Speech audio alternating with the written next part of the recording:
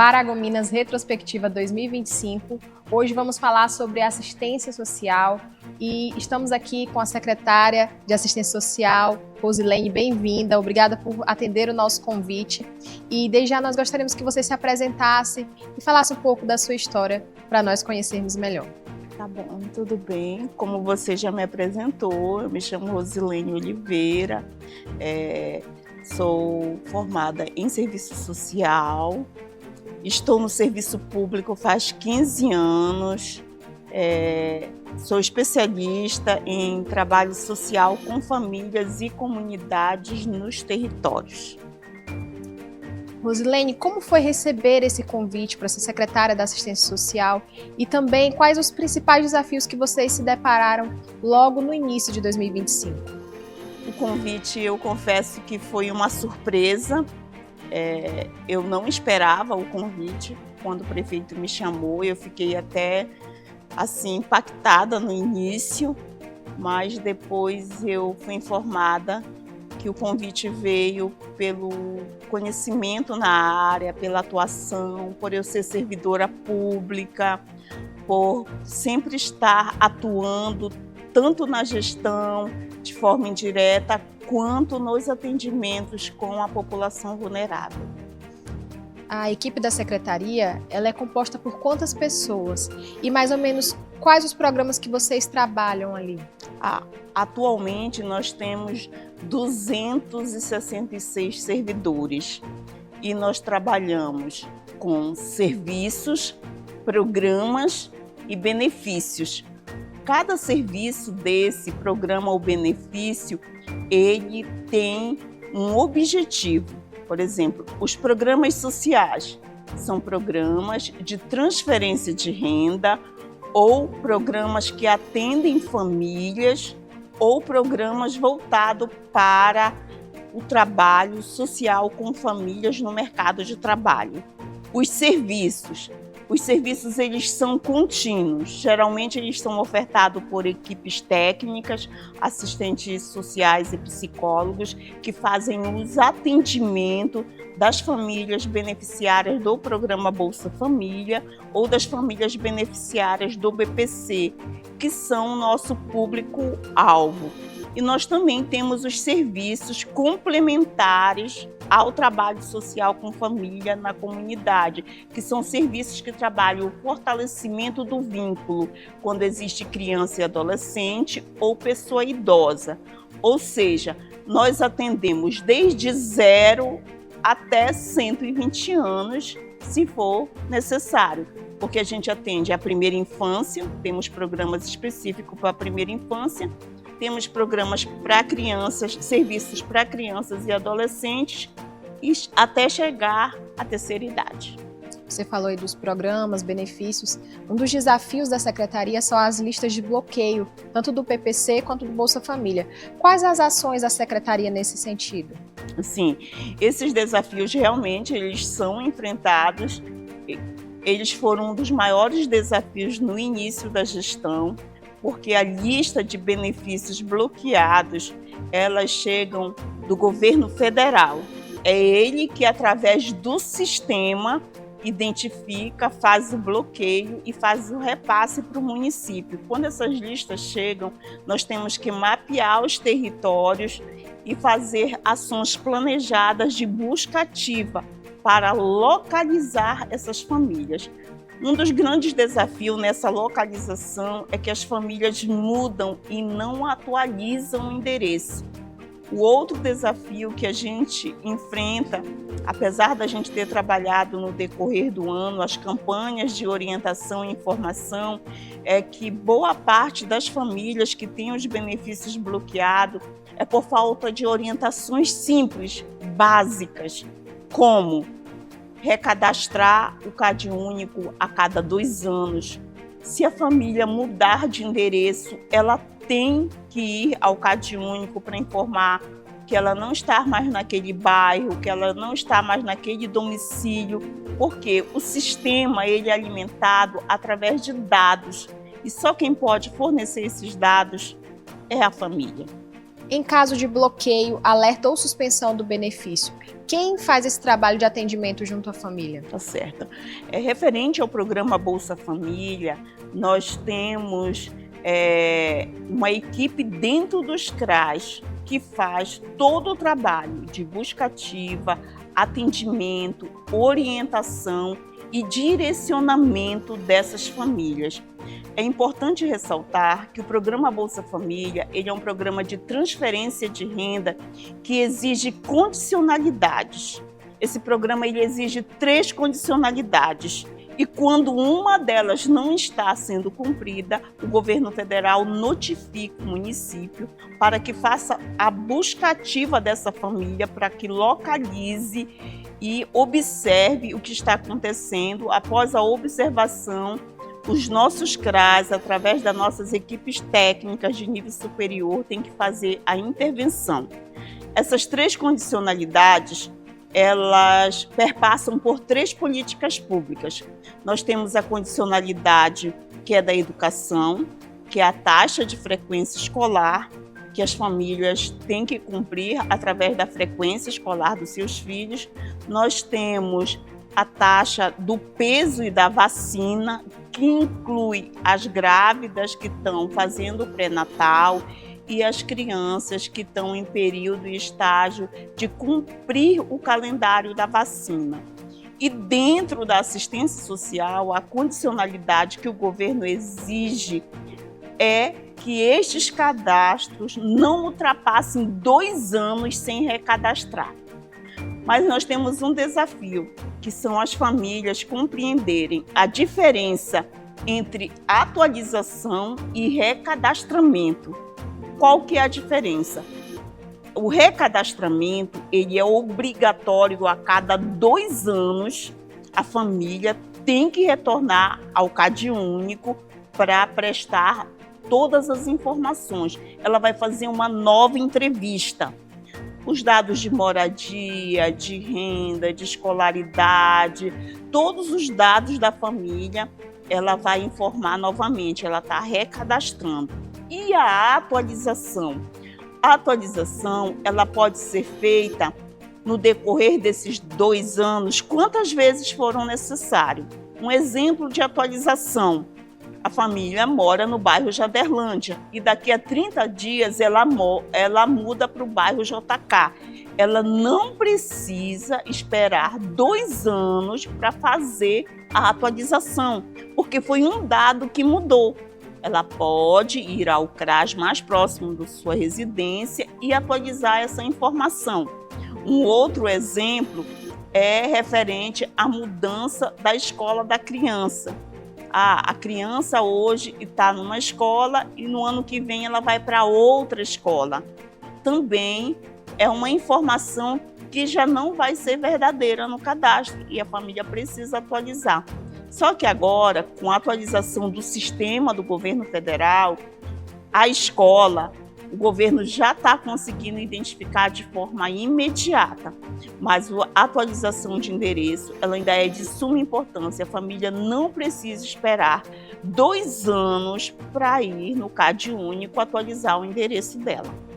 A senhora mencionou bastante a situação das famílias com crianças em idade escolar, mas e no caso de idosos e deficientes? Por qual motivo os benefícios deles também são bloqueados muitas vezes? Muito bem, muito boa a sua pergunta. No caso de pessoas idosas e pessoas com deficiência que recebem o BPC, para explicar para a população o que é o BPC. O BPC ele é um benefício chamado Benefício de Prestação Continuada, também conhecido como LOAS. LOAS por quê?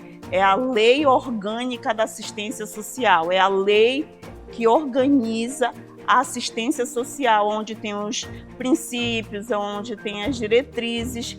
E esse benefício no valor de um salário mínimo, ele não é uma aposentadoria. Tá? Porque no Brasil, para se aposentar, tem que ter tempo de contribuição. Então, as pessoas idosas que completaram 60 anos e não têm tempo de contribuição, elas não têm como se aposentar, elas não têm como requerer uma aposentadoria diante da Previdência Social. E se elas estão em situação de baixa renda, elas podem procurar o CRAS para dar entrada nesse BPC, no valor de um salário mínimo. Quais os pré-requisitos? Elas têm que ter 65 anos de idade completa, elas precisam estar inscritas no CAD único, a renda delas não pode ultrapassar meio salário mínimo e elas têm que ter toda a documentação. Quando elas não têm o documento, a própria equipe do CRAS providencia. Ocorre que essas famílias que já recebem o BPC, no caso da pessoa idosa, ela também tem que cumprir a mesma regra da família que recebe o Bolsa Família. A cada 2 anos, ela tem que voltar no CAD único para fazer o recadastramento, porque o INSS vai reconhecer o recadastramento dela através do sistema do CAD único. E porque quem paga para essa pessoa idosa ou para a pessoa com deficiência que recebe esse benefício, quem faz esse repasse desse recurso é a assistência social, sai do Fundo Nacional de Assistência Social, porque esse benefício, como eu já falei, não é uma aposentadoria, é um amparo social para amparar o idoso até o final da sua vida, aquele idoso que não tem condição de se manter e nem a família de prover.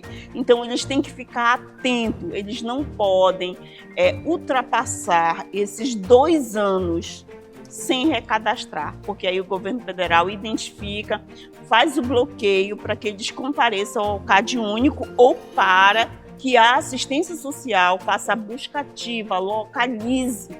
Muitos idosos são considerados unipessoais. E o que são pessoas unipessoais? São aquelas pessoas que residem sozinhas. Essas pessoas que residem sozinhas, o governo federal só aceita a atualização do cadastro único se o cadastro for até o domicílio dessas pessoas. E por que ele faz essa exigência de que o cadastro de quem é unipessoal tem que ser no domicílio? Porque já é uma pessoa idosa, já é uma pessoa que está num nível de vulnerabilidade. E boa parte desses idosos não tem a informação e podem estar passando por outras vulnerabilidades. Então, quando a nossa equipe vai até o domicílio, consegue identificar qual é a realidade que aquela pessoa idosa está vivenciando. O mesmo pré-requisito são para as pessoas com deficiência. Existem pessoas com deficiência que residem sozinhas também. Quando é unipessoal, recebe BPC ou Bolsa Família, o cadastro só tem validade se for feito no domicílio. E o governo federal, ele manda uma lista imensa para a gente, geralmente no início do ano, para que a gente cumpra todas essas visitas no domicílio. E a gente tem que ir em todas as áreas rurais, áreas de difícil acesso, para que a gente possa manter o benefício dessas pessoas. A senhora poderia explicar para a gente o que é o CRAS e também qual o trabalho que eles realizam junto às famílias beneficiárias de BPC e Bolsa Família? Sim, posso sim. Para eu te explicar o que é o CRAS e para ficar claro para todas as pessoas que vão ver essa entrevista, eu vou falar um pouco do SUS, tá? A porta-entrada do SUS são as UBSs, ou seja, como as famílias conhecem, os postinhos de saúde. Quando uma pessoa requer uma consulta, uma orientação dentro da atenção primária, ela recorre a esse postinho de saúde, que faz todo um trabalho de prevenção. Faz prevenção da gravidez precoce, faz a prevenção através do pré-natal, acompanha o hipertenso, acompanha o diabético. Se a UBS conseguir fazer um trabalho preventivo dentro dos territórios, nós vamos reduzir o índice de risco na área da saúde, certo? Então, e dentro da assistência social, a porta de entrada são os CRAs. Por isso que o significado do CRAS, a sigla CRAS, ela significa Centro de Referência de Assistência Social. Ela é referência para as famílias beneficiárias do programa Bolsa Família, para as famílias beneficiárias do BPC, porque dentro da área social são os públicos que a gente considera de maior vulnerabilidade. E o papel primordial do CRAS é acolher, atender essas famílias e identificar quais são as situações de vulnerabilidade que elas se encontram, para que dentro da sua identificação, a equipe técnica, através de um serviço que a gente chama de PAIF, lá dentro do CRAS, possa prestar um atendimento humanizado, acolhedor e direcionar essas famílias para que elas não venham sofrer prejuízos e para que elas não adentrem dentro de uma situação de risco na área social. Então, o CRAS ele é a porta de entrada. Toda família que tem algum desafio referente ao programa Bolsa Família, que tem dúvidas sobre o BPC, que não sabe o que fazer quando chega uma notificação, ela pode procurar o CRAS mais próximo do seu território, que é lá que ela vai receber as orientações. Existem algumas dúvidas no sentido de famílias que estão no mercado de trabalho e continuam também sendo beneficiárias do Bolsa Família. A senhora poderia nos falar como isso acontece e quantas famílias nós temos nessa situação? Hoje nós temos 1.732 famílias na regra de proteção permanente, que é um mito que se tem sobre carteira assinada e programa Bolsa Família. Então, o governo federal ele criou essa regra de proteção permanente. A família assina a carteira, se ela recebe a transferência de renda através do programa Bolsa Família, esse benefício ele não vai ser suspenso de forma imediata. Ele vai ser sendo retirado de forma gradativa, porque às vezes aquela pessoa ela fica 1 mês, 2 meses, 3 meses. E aí, pensando em não deixar essa família numa situação de vulnerabilidade, ele criou essa regra, chamada regra de proteção permanente, que ele vai retirando os benefícios aos poucos até aquela família se manter e ficar lá no trabalho formal. Tem alguma outra ação da Secretaria nesse ano de 2025 que a senhora queira mencionar e citar agora nesse momento? Sim, nós fizemos várias ações nesse ano de 2025 e uma das metas que nós estabelecemos, elas foram cumpridas, que quando nós entramos tinham 8.000 famílias que necessitavam em caráter de urgência ter o seu cadastro atualizado. Dessas 8.000 famílias, aproximadamente 5.000 com benefícios bloqueados, entre eles Programa Bolsa Família e o BPC para a pessoa idosa e para a pessoa com deficiência. Então, nós montamos uma ação planejada, ação de buscativa, para ir nos locais de difícil acesso, como aldeias indígenas, comunidades rurais, na qual essas famílias tinham desafio de nos procurar, os territórios daqui da zona urbana. E hoje, a gente, em 8 meses, porque nós começamos esse trabalho a partir de março, em 8 meses nós temos apenas 36 famílias para localizar. Então, foi um trabalho bem intenso. Já trazendo assim uma finalização, nós gostaríamos que a senhora falasse sobre as perspectivas, quais as metas e prioridades para 2026 e já deixasse a sua mensagem final para a população e para os servidores da Secretaria. Isso. Nós temos metas ambiciosas para 2026. Uma delas é ampliar os nossos CRAs, onde a gente tem postos do cadastro único, porque hoje nós ainda temos nesses CRAs apenas um entrevistador para atender a população daquele território, ainda não dá conta de suprir toda a necessidade. Então, nós vamos precisar fazer reformas, ampliar salas, fazer, equipar, informatizar, climatizar, para poder dar uma resposta assertiva para as demandas que chegam para a gente no CRAS, porque é muito desafiador para aquelas famílias que não têm acesso ao transporte urbano, que têm crianças ou idosos, se locomover de bairros mais distantes para a sede central do Cadastro Único, que fica lá dentro da Secretaria de Assistência.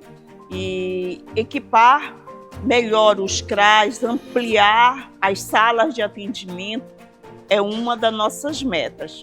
Uma outra meta que nós temos um programa voltado para a primeira infância, que vai até dia 31 de dezembro, e ele deixa de ser um programa e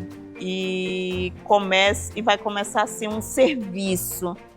E nós temos como meta ampliar esse serviço para todos os CRAS de forma gradativa. Esse programa de primeira infância, ele atende de 0 até 6 anos.